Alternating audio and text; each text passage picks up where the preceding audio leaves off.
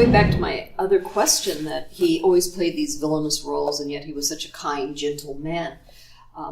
What always stands out to me in his portrayal of the monster is that vulnerability and the tenderness. And he played it was the monster with a heart. And some of the scenes can make you cry.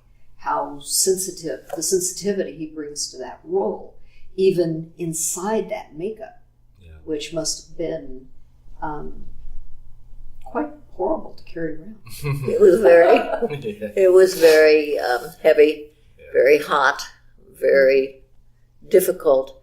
But he played most of his roles with great empathy and pathos. And he said children got it. They weren't afraid of the monster. They understood that he was the victim and not the perpetrator. And really that was the manner in which he played the creature. Well, and it seemed that he had such expression in his hands. He was not given any dialogue. In fact, he fought dialogue in the second movie. But even without dialogue, through his eyes, through his hand motions, through just his body motion, he conveyed so much. He did indeed. And throughout his career, he used his voice, his eyes, and his hands. He could convey so much with his voice. He could convey so much with his eyes. And he could convey so much with his hands. He had beautiful hands, beautiful long fingers. And in the scene in Frankenstein where he reaches for the light, that is such a strong scene without a single word.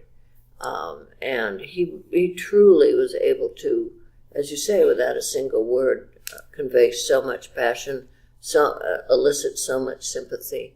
And he was able to do that throughout his career. And many of the roles he played, he was the sympathetic doctor whose experiments went wrong. He was not ill-intentioned. But then later on he was able, with Vincent Price and Peter Lorre, to the three of them, and then with Basil Rathbone, to turn around and spoof their own boogeyman images. And they had such fun doing that in Comedy of Terrors and The Raven. So much fun. They had so much fun. They played practical jokes on one another on the sets and drive Roger Corman crazy. They delighted in that. I was going to say. And they enjoyed one another's company. They enjoyed the ad-libbing, which they were all good at. My father, the least of them.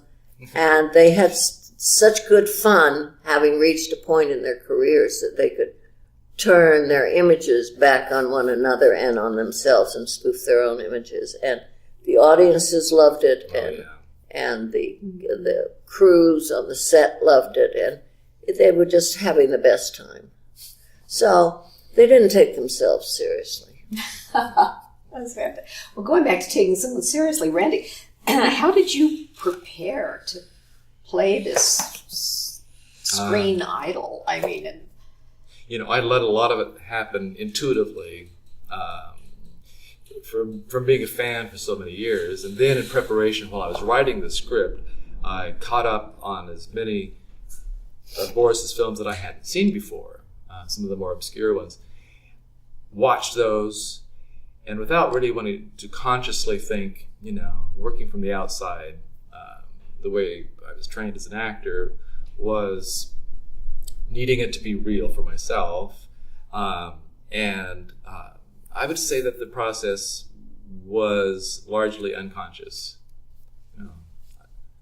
I'm here in this moment, these moments from Boris's life that I had chosen in the script, those are happening to me, because you're always yourself on stage, but this different version, this version that is being controlled kind of beyond my volition by